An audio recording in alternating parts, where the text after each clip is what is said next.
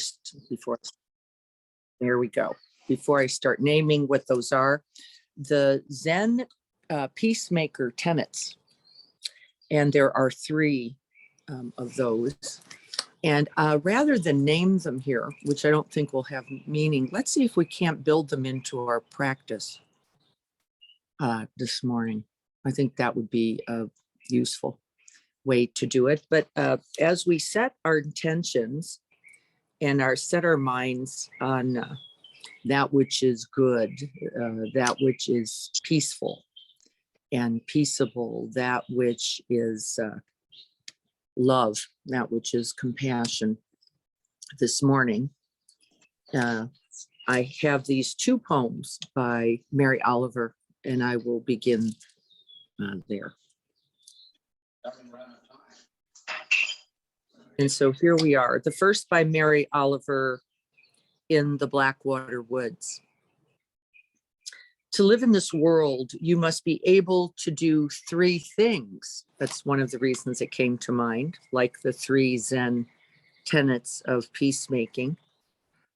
To love what is mortal, what is human, maybe what is flawed, what is imperfect. To hold it against your bones, right in your own open heart, knowing your own life depends on it. So to be open beyond our imagination. And then when the time comes to let it go, to let it go. That we cannot keep solid, keep fixed, keep permanent, maybe anything but love, anything but compassion itself. Good morning, Renee, come on in. Renee just got here, so I'm going to read that again, just so she has that in her mind as well. To live in this world, you must be able to do 3 things. To love what is mortal, to hold it against your bones, knowing your own life depends on it. And then when the time comes to let it go, to let it go. That was the first by Mary Oliver, In the Blackwater Woods. Here's the other that came to mind for me. It's more than bones. It's more than the delicate wrist with its personal pulse. It's more than the beating of the single heart. It's praising, it's giving until the giving feels like receiving. You have a life, just imagine that. You have this day and maybe another, and maybe still another. Maybe. Nothing guaranteed. Okay, let's prepare to sit together. I'm going to close this down, not helpful right now. I'm going to check in to see if Greg is here. He is, but he needs to sign in as a co-host because I can't end the meeting that way. Okay, Greg, can you do that? I'm here. Carrie is saying that you need to sign in as a co-host so that when I have to leave at 8:30, you can have the screen. Oh, okay. Let's see. How do I sign in as a co-host? I'm not sure I know how to do that. Yeah. If you go back to join the meeting, Okay. sometimes, Greg, you can actually just click on your name. Let's try that first. And then there's options there that say make me co-host or claim host. Right in that little 3 dots there. Sometimes okay, I'm looking at the 3 dots. I'm going to do that. I'll do that for you. Look at that. Nothing like teamwork. Yeah, we need that help. There you go. Now you're co-host. All right. Oh, Greg, Teamwork you're makes it. the dream You've work. been tagged. All right. All right. So here we go. We're going to start our practice time. I want to make sure that we have that time for practice. I'm going to turn over the discussion of that to the Greg and the community. And we are going to be exploring here the 3 tenets of peacemaking as defined and practiced in the Zen tradition. So let's see how we do.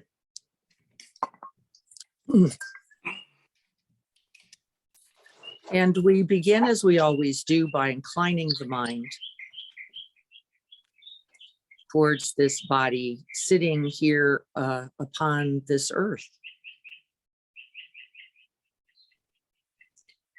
And the very first thing I think is helpful to do is get a sense of that contact, a sense of that connectedness to the earth in whatever way your body's making contact.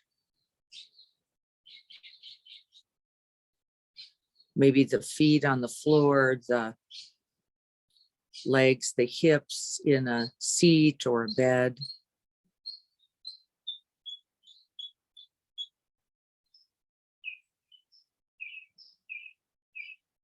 The uprightness of the body, releasing itself into the earth with each out breath.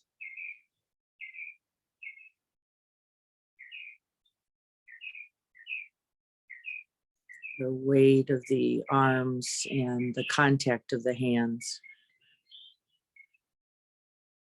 to the leg, to the lap, to themselves. This is all earth element.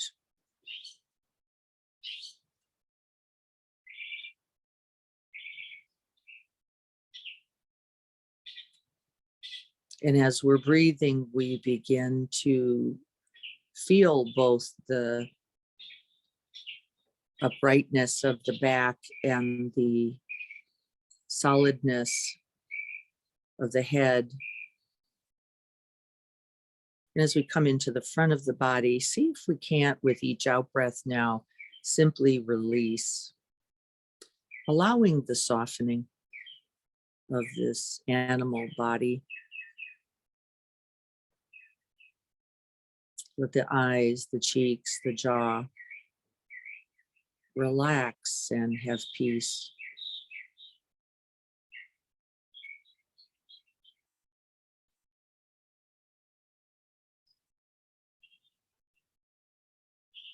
Let the throat, the chest, and the belly soften with each breath. May this body relax and have ease.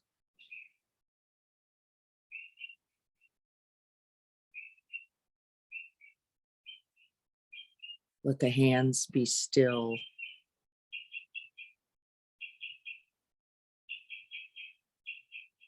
Let the heart be open.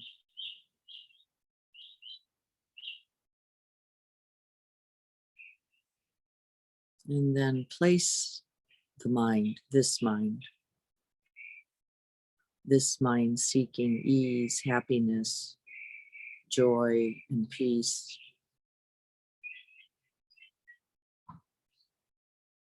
Place it somewhere in this peaceable body.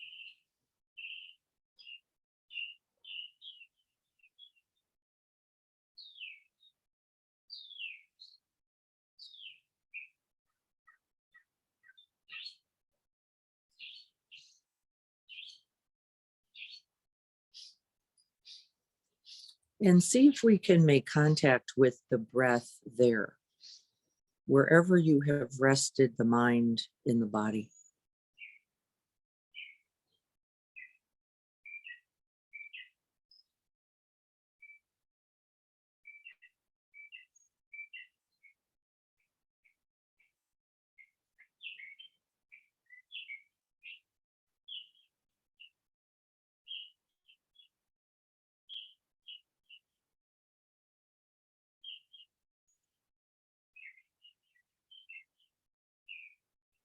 And as we make contact with the breath itself, we see if we can release, we can let go of all those preconceived ideas, all those biases, all that prejudice, all that conditioning, we could say, of what we believe this breath should be.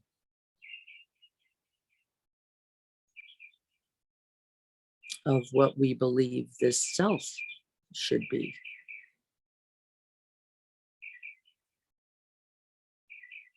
We see if we can't surrender all those ideas, all those thoughts, all those beliefs, and all those opinions for the directness, for the immediacy, for the beauty of this one breath.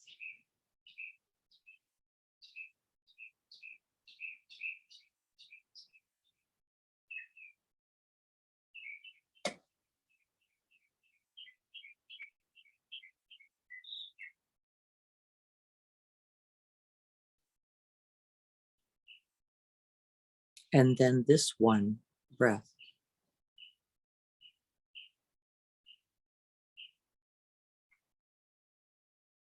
And see if we can't take Mary Oliver's instruction to hold just this one breath in its humanness, close to our bones.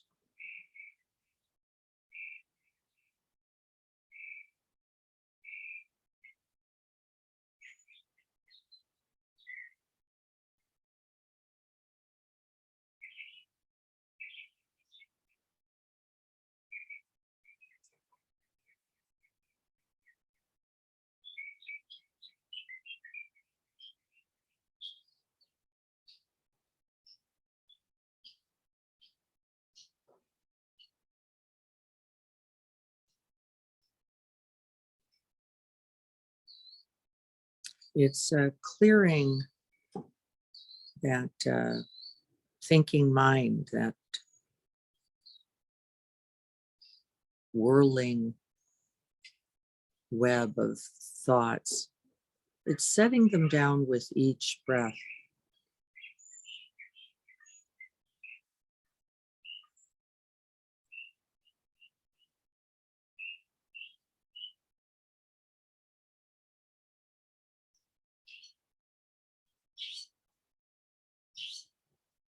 And so there is first a releasing, because we have to clear the slate to see clearly. And then there is the opening.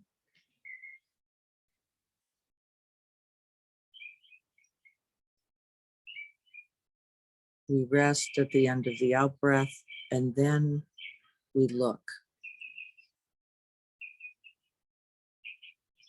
We see, we hear, we feel, we touch, we smell, we taste, we know.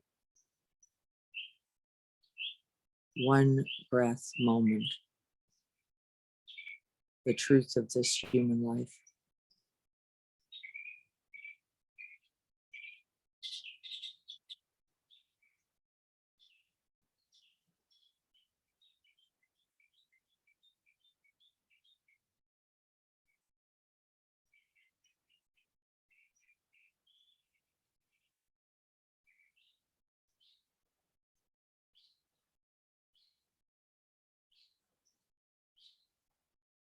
Resting then in bare attention,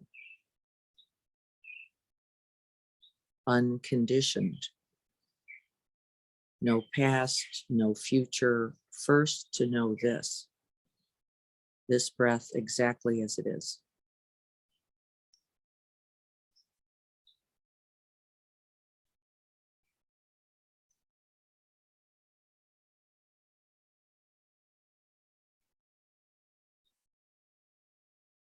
And can we hold the breath close without ideas about it? Without the measuring stick, without the pleasant and unpleasant, without qualities of preference, opinions of short and long, good or bad. Can we release it all for the experience itself? This is the first tenet of the peacemakers and the peacekeepers. It is to arrive with the open, fresh, don't know quality of mind. No assumptions, no expectations, no perpetrator, no victim, simply presence.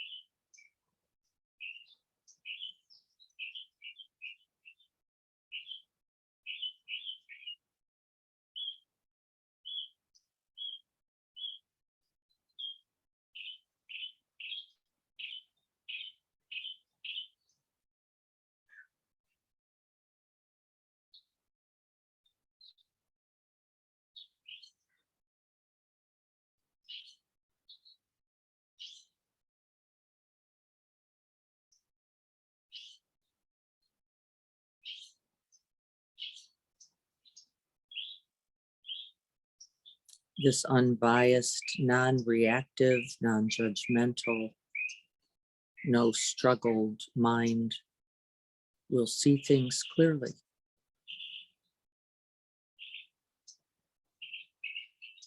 This is sometimes called dono mind.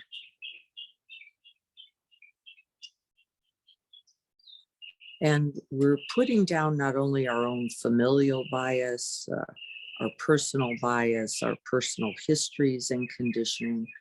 For this moment, we put down the collective bias of our culture, of our country, of our traditions, because each has its limit as well as its beauty.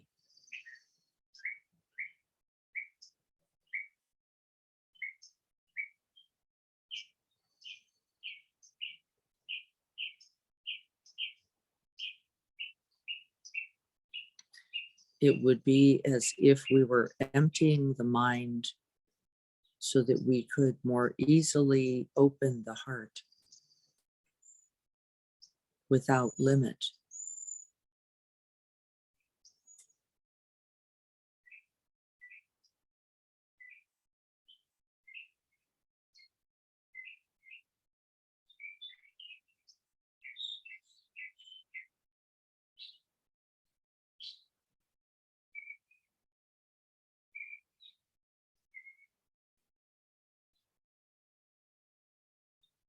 Can we greet each breath with the same clear mind and open heart?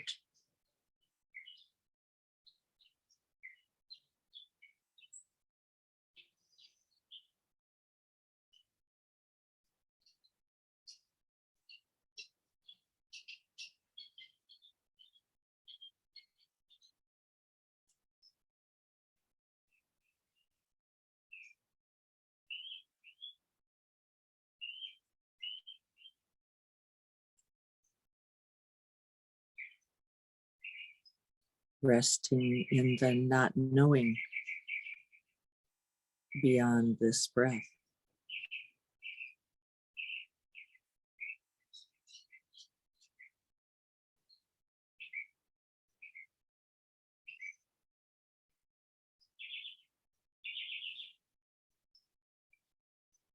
And when it is time to let it go, we let it go, says Mary Oliver. We let the one breath, this one, we let it go so that we are open, available, and present for the next.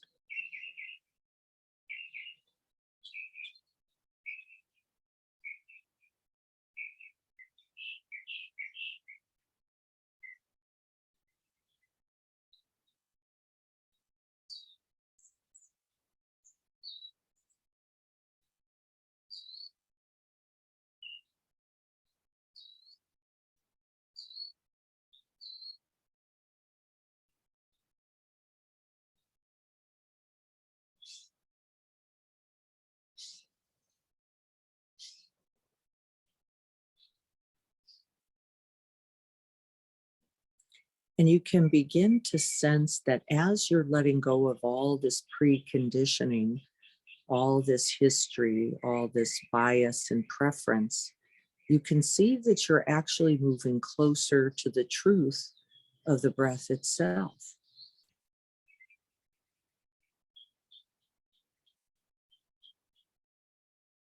Long or short, smooth or jagged. You know it by contact.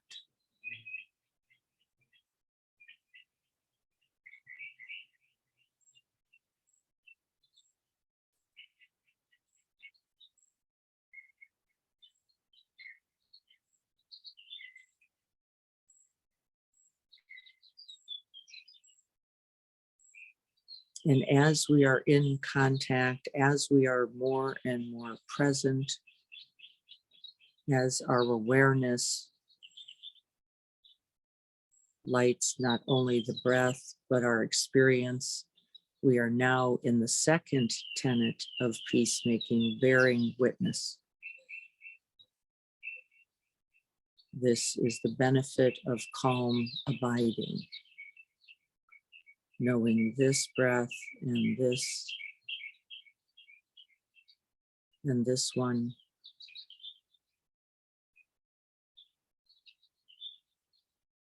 We begin to bear witness to this breath, to this life, without all the film, all the filters, all the contorted and distorted lens. We simply arrive.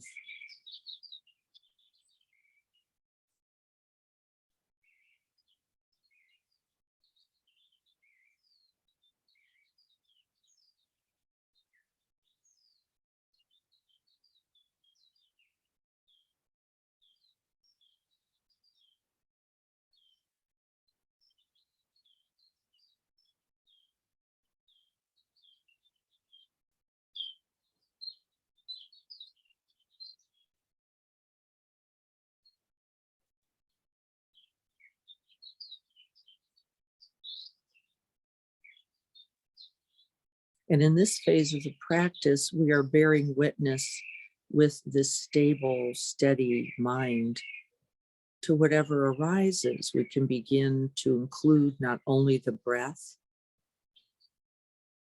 within this stability and flexibility, we can include then even sound.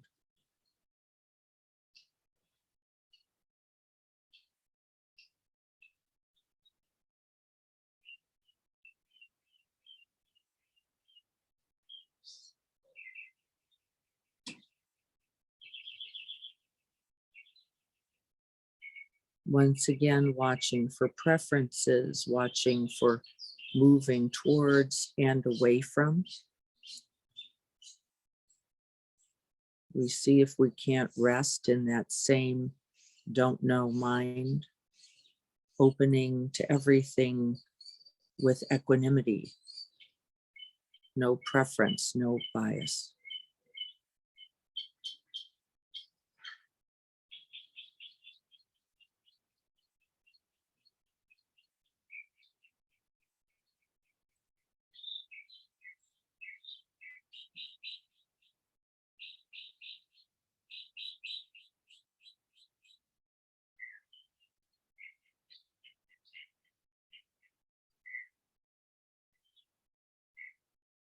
So that rather than walking in with the right one, the wrong one, we are wholly open of heart and mind.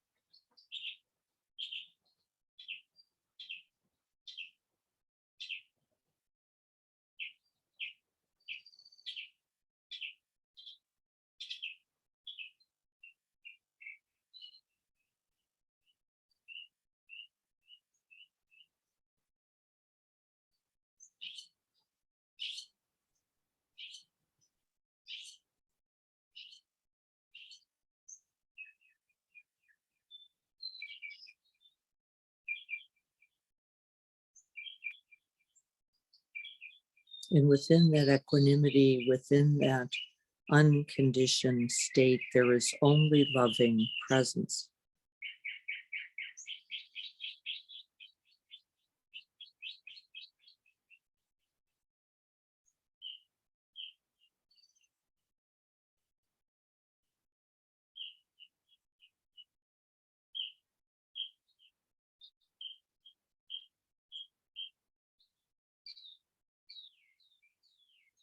And within that loving presence, then we can begin to see the cause and the truth of suffering.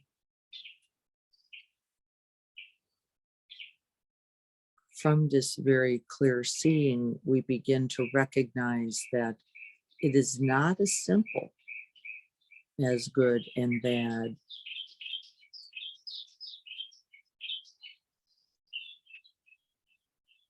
We can no longer claim the good sound and the bad one, the good breath and the bad one, the good person and the bad one. There is suffering and a way to its end for us all.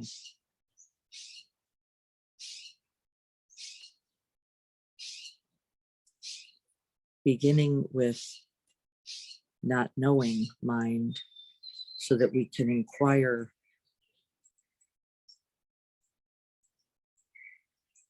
and the open heart, this bearing witness that acknowledges the truth of suffering in all directions.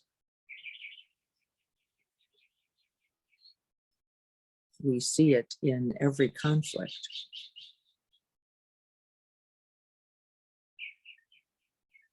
The truth of pain in both.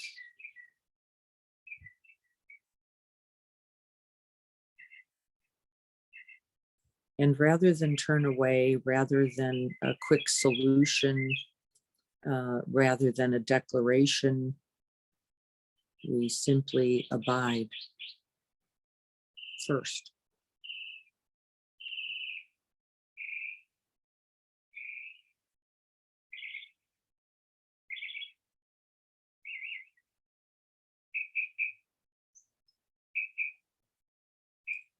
And just as we are here abiding the breath, abiding sound,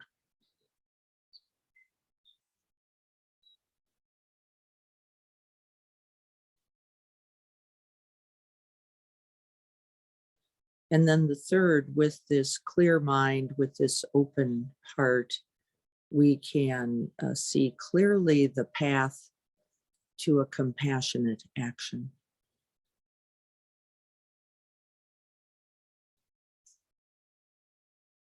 That is the third peacekeeping tenet, compassionate action. Sometimes understood as healing, peacekeeping.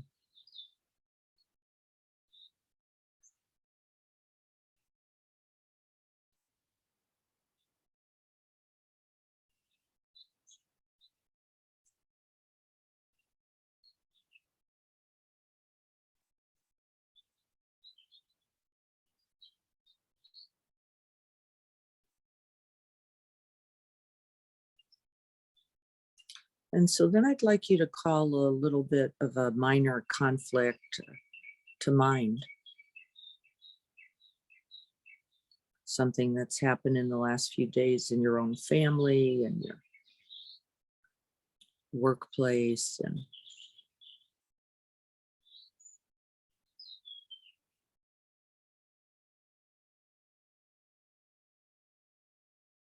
maybe your neighborhood. See if you can't bring that don't know mind, that inquiring, receptive, exploring mind. I don't know anything. I don't know whose fault. I don't know who did it. I don't know who started it. See if you can't see clearly without triangulating into perpetrator, victim, and witness.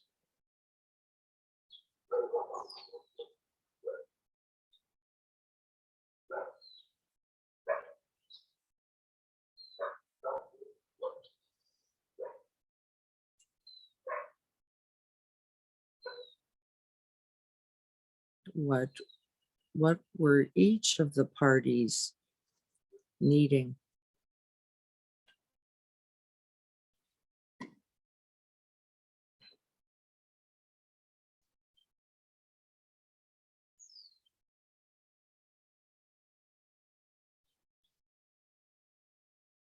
How were they communicating those needs?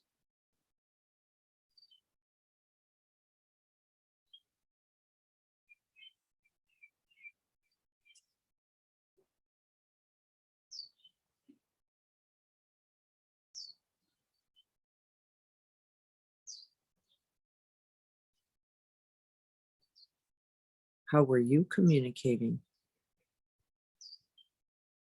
if you were? Even without words.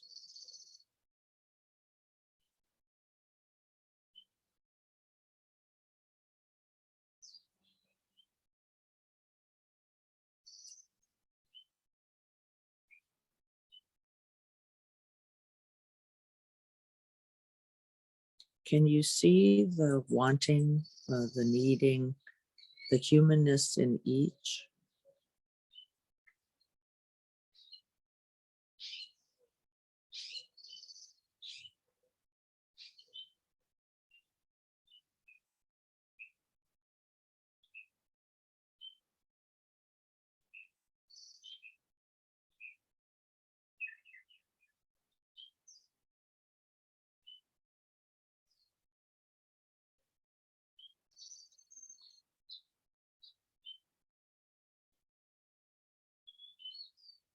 And can we bear witness? Can we open to the truth of suffering for both parties?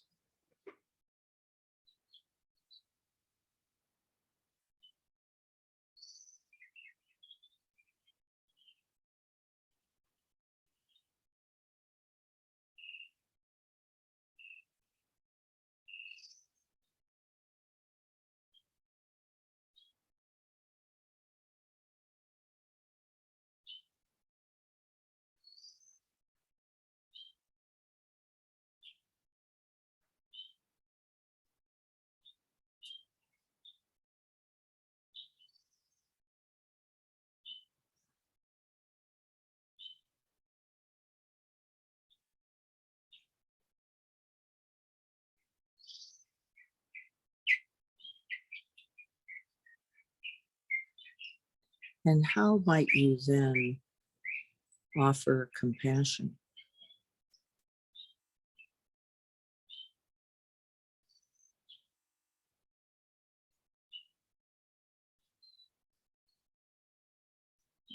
In what form might it take? Is it just a compassionate presence? Is it the sending of blessings and wishes for well-being? Is it actually actionable?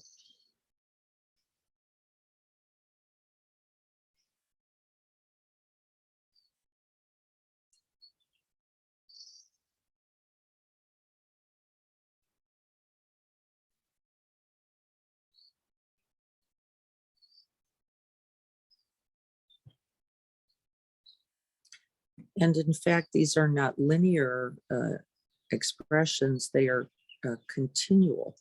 So we are always inquiring, we are always opening, we are always bearing witness, we are always being skillful and compassionate.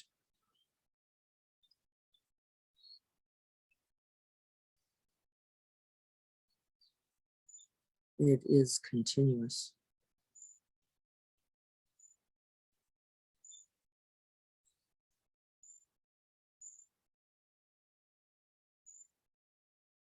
And what does it mean if we don't just fall into the dualistic perspective then of perpetrator, victim, good and bad? Then we can act most skillfully. We can be of benefit to the largest possibility. We can care about the Ukraine and we can care about all those in Russia who also do not want war, who are also fearful for their children and their families, who are also going to go hungry.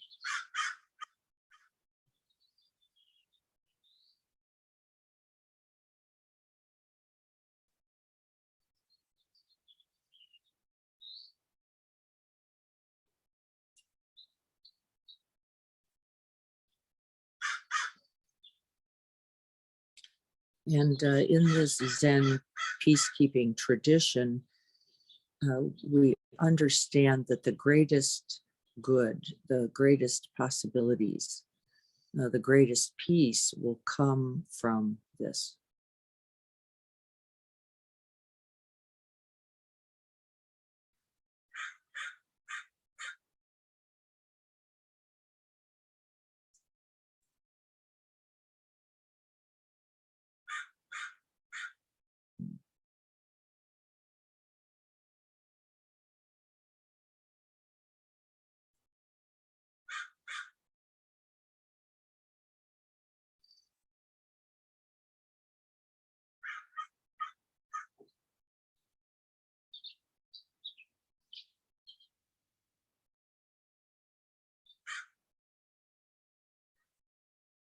May we rest then in the breath of the don't know mind. May we sustain that inquiry as we open and bear witness.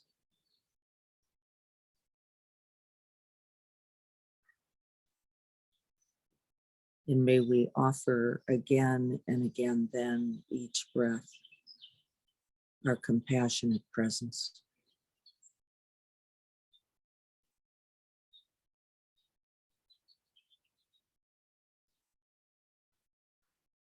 This is the path to peace.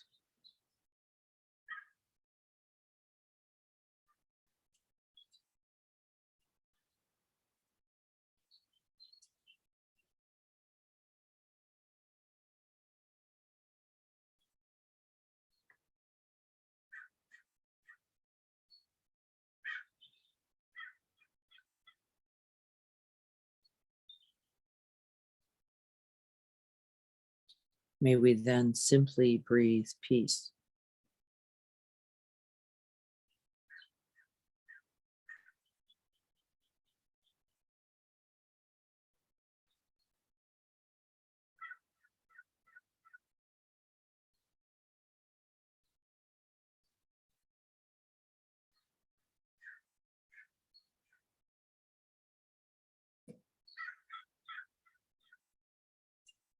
And may we send it then in all directions without bias.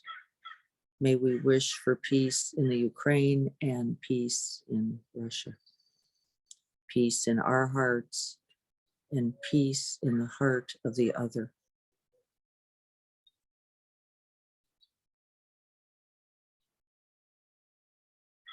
Peace for our friends, peace for our family.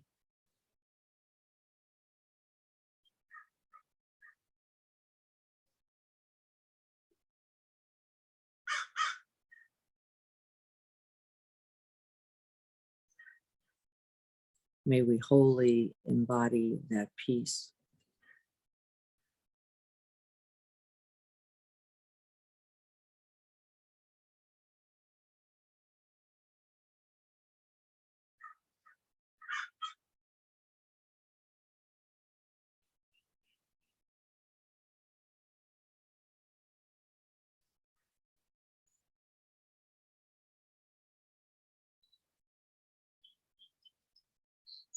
May we all be safe and protected.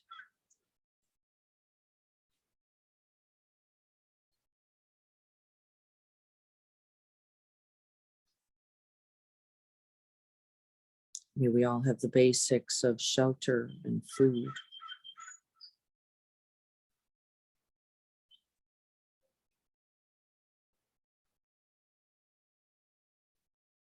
May we all remember our humanness and our essential connection to each other. Without your well-being, I cannot be well.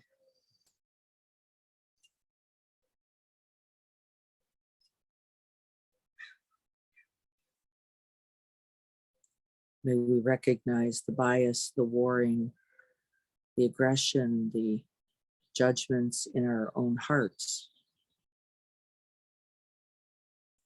And may we pacify them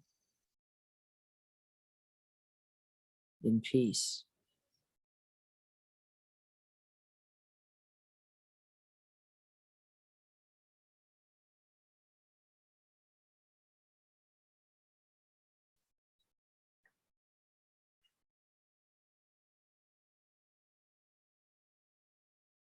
And may this practice today contribute to the end of suffering for all beings and the wish for happiness, for peace, and freedom for all.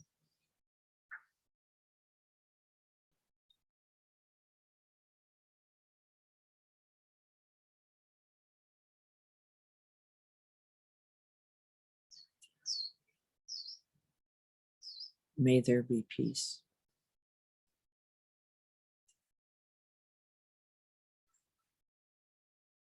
May we all be peace.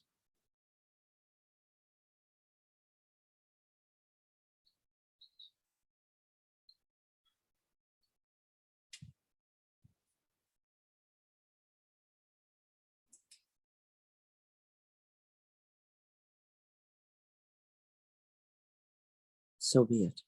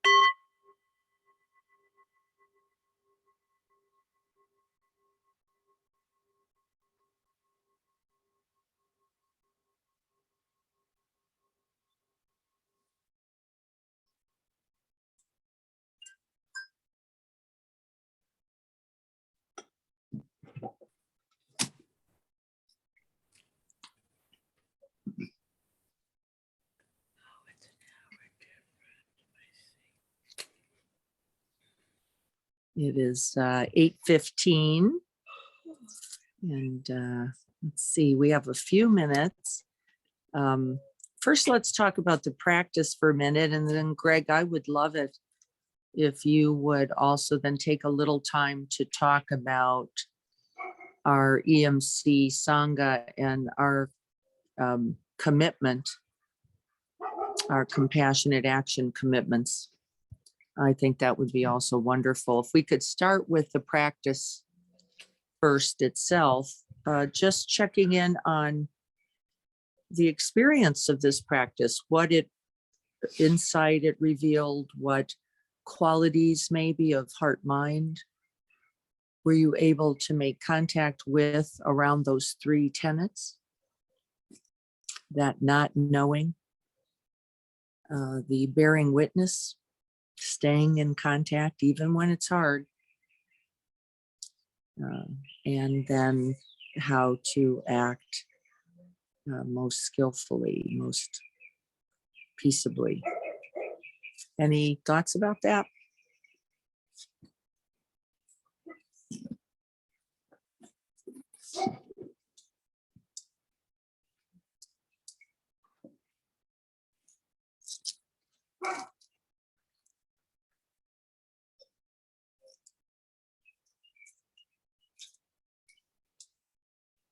I have a kind of a couple of thoughts about the not knowing. And putting myself in the place of the average Russian who is being fed propaganda and disinformation from the top. Some of the people there that do know enough somehow to be able to go out in the streets and basically protest against at the very risk of their own lives and whatever.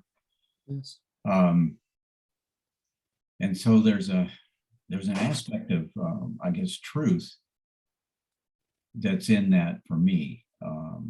It's not knowing, but there has to be truth. And so how do you balance those two? And I would say, for the average Russian, they're not getting the truth. And Right. There's a lot of bias, right? Lots of bias. I think we call that propaganda. Don't we all get it every day? It is propaganda. Yeah, it's obviously propaganda. Yeah, we're getting it every day, aren't we? All of us. We're all getting it. Yeah. How do we know exactly what the truth is? Right. So we have to have this aspect of not knowing, sort of letting that be there, and knowing we probably don't get all the truth either. Right. And yet, that there's a deep part of that propaganda that's creating a big difficulty for possibility of peace, particularly for the average Russian soldier, let's say, that's going in there that thinks he's going over there to save somebody, maybe, or that it's just an exercise. It's peacekeeping. They're being told it's peacekeeping. Peacekeeping or whatever. Mm-hmm. So in my own heart, I want to keep it, I want to have this not knowing, and be open completely to the possibility of peace. Yes. And at the same time, if I was in a power position where I could do something about it, I would want to get truth out there as much as possible, as much as I know the truth. Right. I don't know if you saw the Arnold Schwarzenegger little video that he did to the Russian people. No. It was brilliant. What he did was because he has a big connection to the Russian people. Yes. They actually have he has fans all over Russia. They love him, and he also has a big connection himself. His first weightlifter that he was evidently was his hero was a Russian, and even Vladimir Putin evidently has some respect there for Schwarzenegger. Anyway, he does this thing, and he basically makes this connection. So he starts with inner being, with letting them all know how much he knows and understands and how he respects Russia. And then he goes on to say that they're getting propaganda, that they're not getting the truth, they're not getting the right information. Right. And a hope that they would be able to see that and be able to do whatever's needed on their part, Right. to help with the peace. Right. Yes, wonderful. We have to acknowledge the truth of suffering everywhere, including in Russia. Right? The confusion there, the not understanding there, the hunger there, the fear there as well, in order to be ultimately skillful. And remember, we've already decided we don't know what that totally looks like, right? You can't just know the action. You have to begin in the process, which is, I want peace like you want peace. I want my children to be safe as you want your children to be safe. I want to be fed like I want your family to be fed. And if we can't begin there, we can never find peace, can we? It's not possible until we begin there.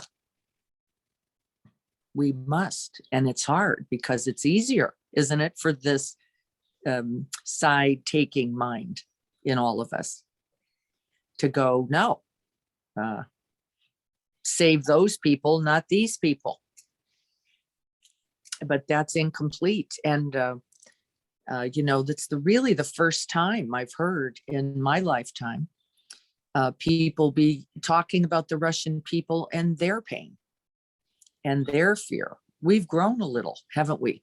This is the first time we're saying, what about them too? What about their collective safety and identities? And and not just our own and not just the Ukrainians. That's some kind of evolutional progress. And the other beauty, and I'm seeing this for the first time, is naming Putin and not saying all the Russian people are bad people, right? We're making distinctions. This is a part of our growth, is not just going all Russian people are now bad people. We know better, don't we? We know better by virtue of our own experience, which is there were a lot of things that were decided in these last several years of politics that I did not agree with, right? And I was going, oh my God, I hope nobody thinks this is me. Don't mistake this for me. This is not my belief system. This is not the way I believe we should be conducting ourselves. This is not peaceable. Right? It didn't, a lot of us like, oh no, not that. And by the way, I will say the same for the other perspectives, which is if you held that perspective, you're not too happy now. Now you're going, oh God, we're going to get murdered because we're being so passive. We're not bringing in enough troops and guns, and right? There's that call as well. And can we remain unbiased? Can we open equally to all perspective, all in order to see the truth? And it's tricky, isn't it? It's hard because then you go, no, I don't want to, there's not one piece of that I want, or no, the possibility of peace is ridiculous. We should just blow them up, right? And both will be wrong. Both will be wrong. There is no such thing as one simple answer, is there? It's not that easy. But our brainstems like easy solution. And we like good guy, bad guy. We like to know who wears the white hat, right? It's simpler. Then you go, just blow those people up. And it's not going to work that way. We can't do that any longer. We're too, this truth of our interconnectedness is now too clear, isn't it? It's too clear. That war there is ours too, isn't it? We're clear. We're not out of it. We're not, it's not like we're safe here at home in happy San Diego where we don't have to think about that. And that ultimately is compassionate action. I have to act too. I have to respond also. I can't just go, well, over there, not my problem. Yes, it is. Yes, it is. And climate change has helped us all begin to address that. This one earth that we all want to live on. We can't go, okay, I just don't deal with that anymore. We're right. And so this is in alignment with what we know of all the beautiful spiritual teachings. It's all pointing to the same thing. And the compassionate action that we have selected came out of what we thought we could do, right? With reflection, with discussion, with investigation, all of the things that these three pillars of peacekeeping, we did the same. Where could we have the most impact? Where would the people who were the most innocent, where could they get, how could we help them get the greatest support? And so we didn't purchase any bombs. Did we? We didn't. We didn't purchase. We didn't. We purchased food and we purchased shelter because that's what we thought we could do. And I'll let Greg talk more about that. But right, this is, and then if you're not contributing, if you aren't inquiring, if you're not trying to abide, hold the truth, work in the ways that you are capable of, there are consequences there as well. It isn't like we get out of it. It isn't like if I don't, right? And I don't blame you for not watching the news. It's very painful. It's excruciating. but we have to understand, you have to know enough to go, to be compelled, I believe, to go, I can't just do nothing. And then I talked about that in the newsletter. Whatever you do, then I trust. I trust. All right, Greg, I'm going to hand this over to you. Okay. Thank you so much. I have to head down for a training with the Rotary. I appreciate you and the Sangha. Thank you all so much. And thank you for your contributions. We've already started to receive some. I'm going to let Greg talk more about that. And to let everybody know that at this point, we do not have anyone to do Zoom for next week because of the Mindful All Day at Quest Haven. And so I think at this point, we may just skip that one. And if people want, they can come out to Quest Haven for the morning. You're all welcome. And if you're interested, just let me know. But I think at this point, we don't have a backup since Carrie and Lisa and several others will be out there. So I'm thinking at this point, we will not be on Zoom next Saturday. That's very rare for us. We rarely to never do that, but I think that's the way it's going to work. All right, Greg, thank you so much. Okay. Have a great training program. I will. Thank you so much. All right. Bye-bye. Bye-bye. Bye, Anna. Have a great day. Thank you. Bye.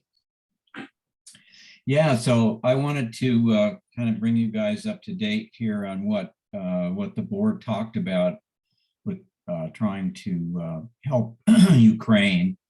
And we had quite a few different possibilities that we looked at. And there were some different things like United Airlines had some matching donations, and which included World Kitchen. And then there were some other groups there that are doing a lot to help save the children, Ukrainian Relief Fund. And we kind of settled on two of them, Shelter Box and World Kitchen, to really get food supplies and other needed supplies over to the people in Ukraine. And our intention is we've got a match of up to $5,000, which means that our total donation could be as much as $10,000.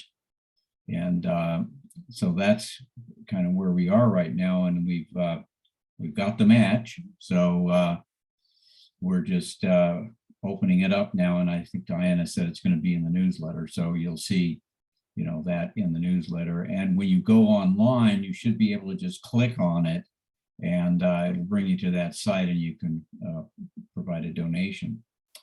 So, so that's our intention, is to realizing the situation there, the desperateness of the people, the humanitarian crisis that's going on, really, with over 3 million people that are trying to flee the country, and millions more, I guess, that are trapped, is to get supplies and food and stuff to them.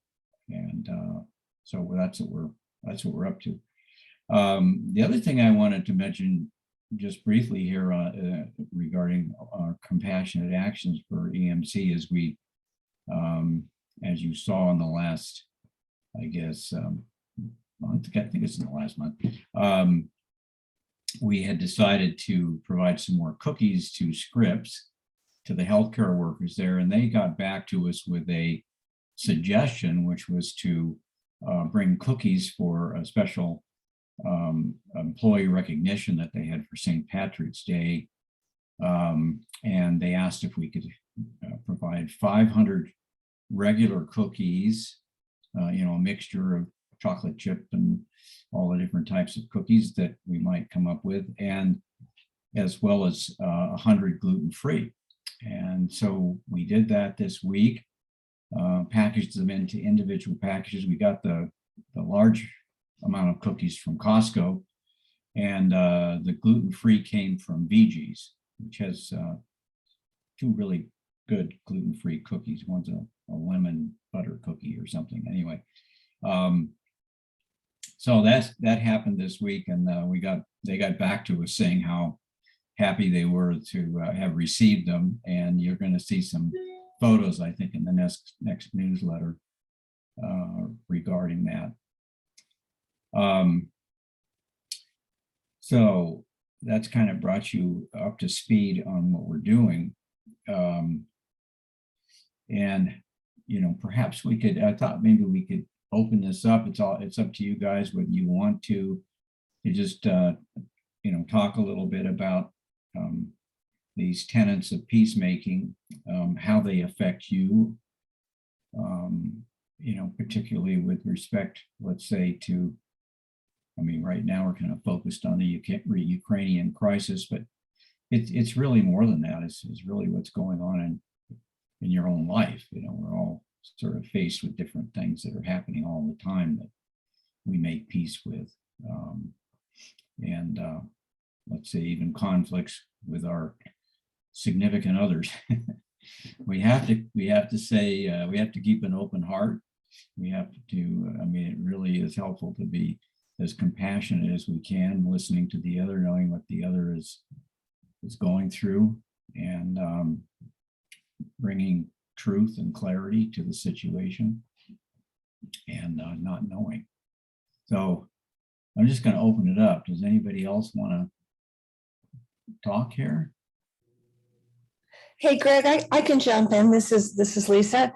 It's been an interesting week for me, because I'm realizing that third step for me right now has been a lot about listening. And it's that, you know, it's listening more and talking less.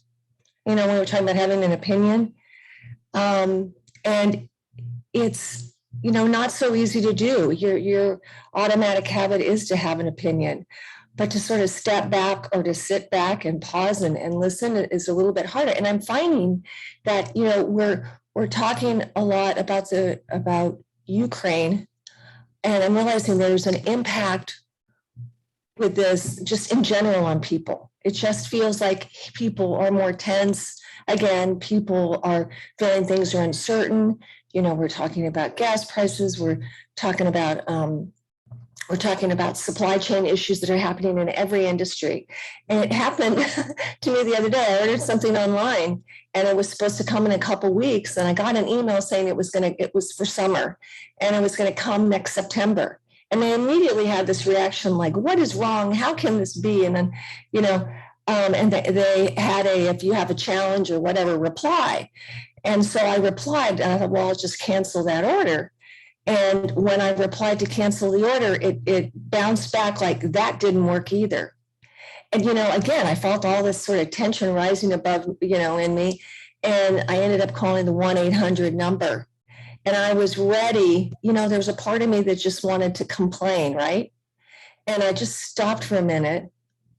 And I don't even know why I stopped for a minute. I'm just grateful that I did, because this poor man on the line told me there had been a glitch in their computer, and thousands of people had been told that their products were being backordered. And all he was doing was picking up the phone and having people yell at him, you know, for why their order wasn't coming till, you know, next December or whatever.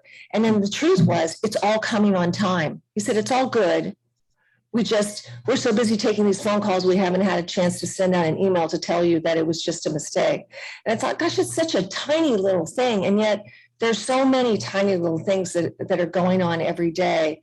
And they're probably all very much exacerbated by the larger world situation. And just, again, it's been really impactful to me to just think about just making a space in there to just try to listen, to stay in don't know mind and just try to listen, because the story I had was totally off from the story. And I'm so glad that I didn't, you know, fly off. And I was really feeling for these people that, you know, these service people, so to speak, that are having a lot of people fly off at them, you know, just out of, you know, the frustration of what's going on, the frustration and fear that's just so generally happening right now in the world, in the big things and in the little things. So it was a good little lesson in humility. Right. And I was reading kind of, there's a couple things that, like you were just saying, kind of, I wanted to sort of respond to. One is the listening part. And when I listen to Zelensky, it sounds like, I mean, he's offering, okay, we've got boundaries, there are certain things that we can't do, but we've got a lot of things that we're open to. So let's talk, we're open to listening. And of course it takes two, I guess, but at least, he's on that page. The other thing is, if we didn't get it in COVID, this certainly is also driving it home, how interconnected we are in this world. Yes. You push the button over here and the gas prices go up over here. And, everything is connected. And, we're kind of at this, interesting spot in world history where there's still this war going on that feels kind of medieval to me in a way, and it is, and where you're surrounding cities and cutting off their water and their food and whatever, and yet we're all interconnected and we're getting it in a lot of ways. As I think Diana said that, we have much more of an understanding of that in the world. I think how interconnected we are, and that's the hopeful part to me.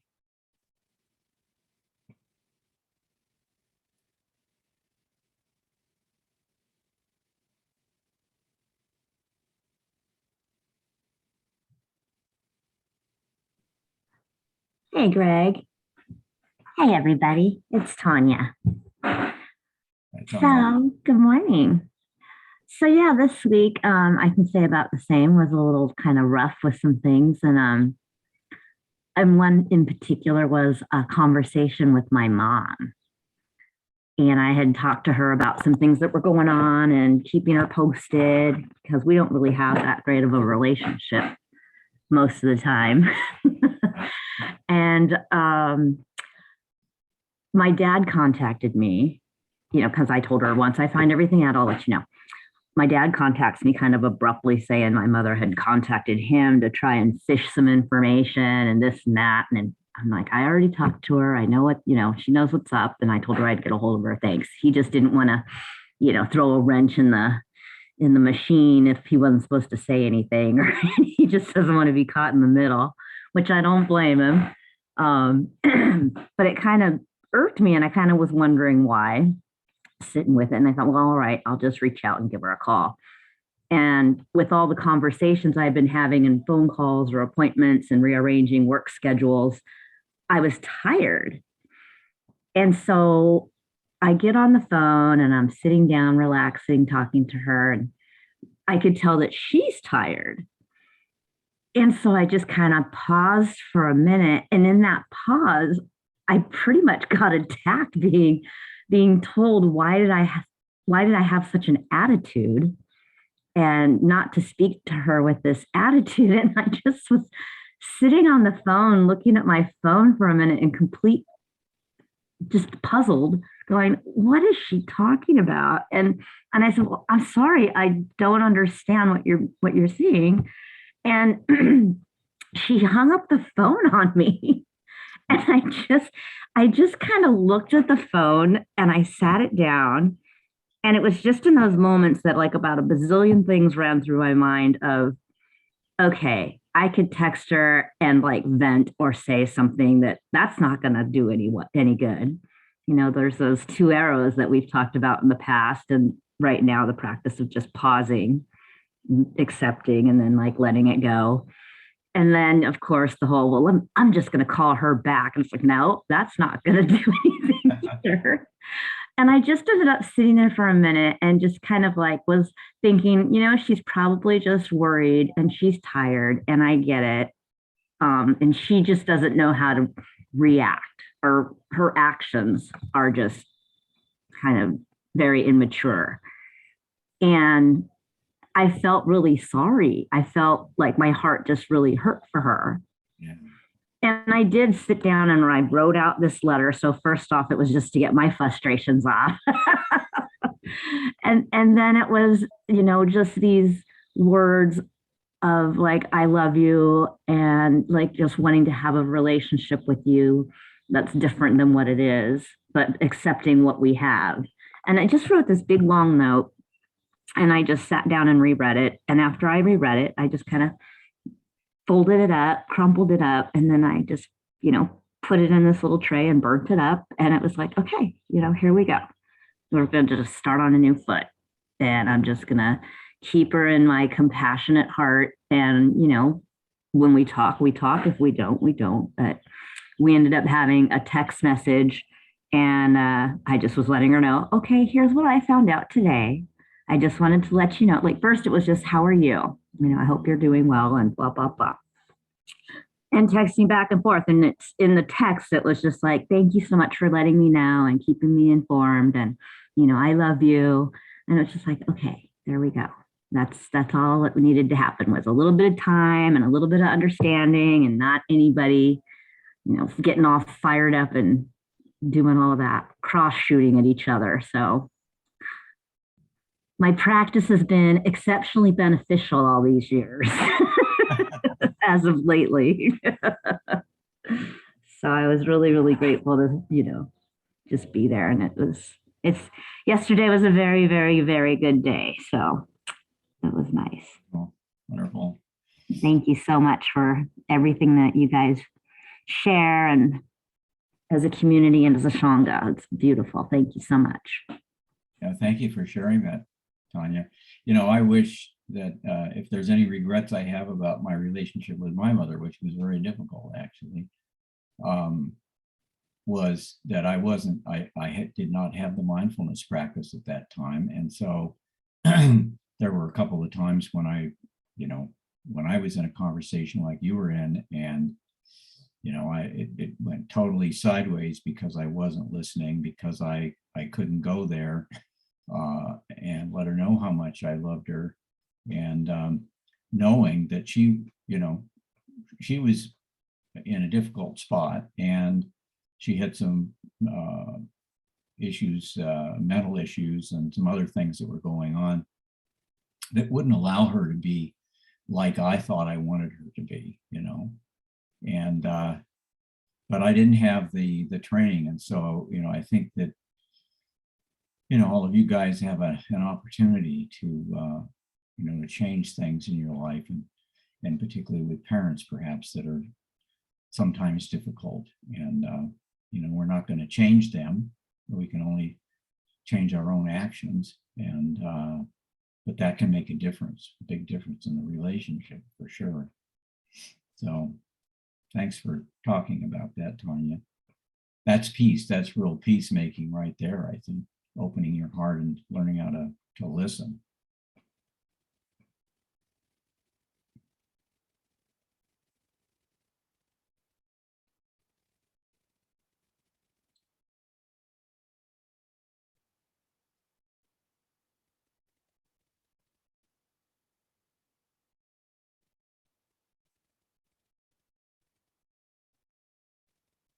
Are there any other thoughts here or ideas, or people that want to say something about their own experience with peace in their lives, or things that have been helpful for them, considering what's going on right now and what we talked about today? What's been most important for you?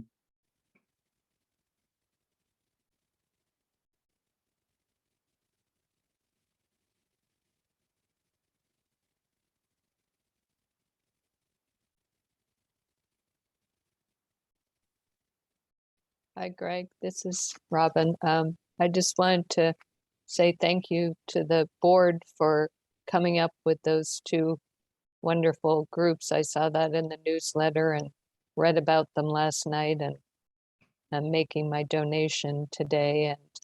And it was great to learn about those two groups. I think I had heard about the World Kitchen before. I just hadn't remembered the name, and those seem like wonderful choices. And it's nice to have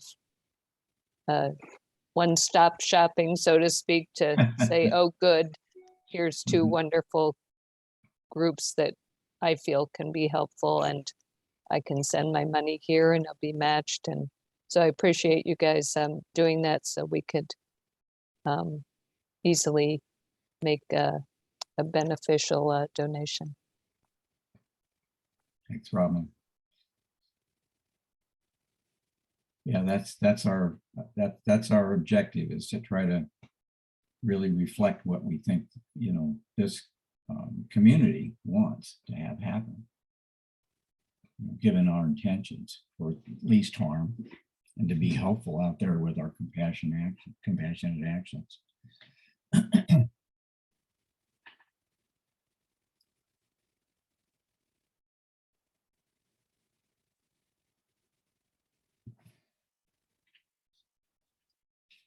Well, if there aren't any other comments, I thought maybe we could just take a couple minutes here and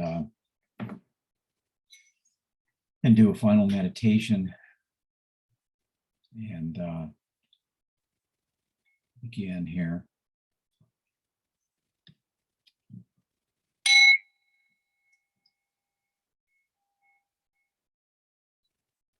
And so reflecting on those qualities, those tenets, if you will, of peace, not knowing, the openness, the listening,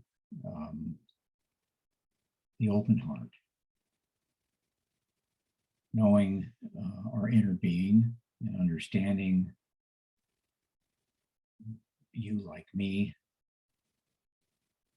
and how this world is interconnected, and how we each play a part in that and through our actions. And so if our actions can come from that, can come from our listening, can come from our open heart and our wish to do least harm, they should be all good. Should be good. And so reflecting on that right this morning, feeling that openness and compassion for the people in Ukraine right now that are going through great difficulty, and knowing that we want to help.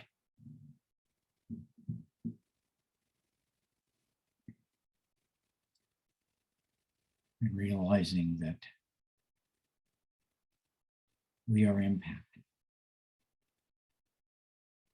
in many ways, not just the gas pump. Our hearts are impacted.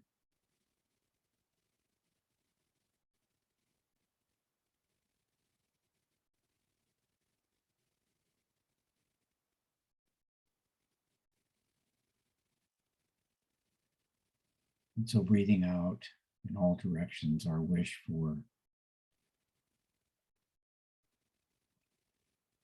the least harm.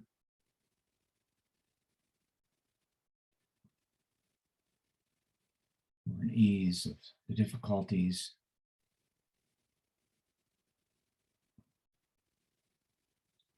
That there would be peace in this world and peace in Ukraine.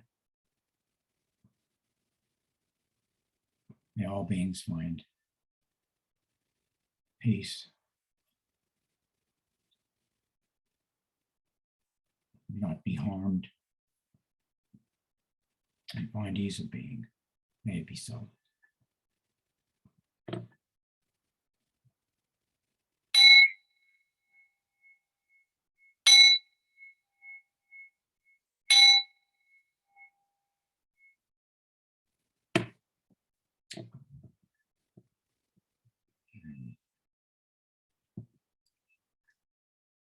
So thank you all, and have a great day. And I think the next meditation will be on Tuesday with Diana. So we'll see you guys there. Take care. Thank you, Greg. Bye, everyone. Bye.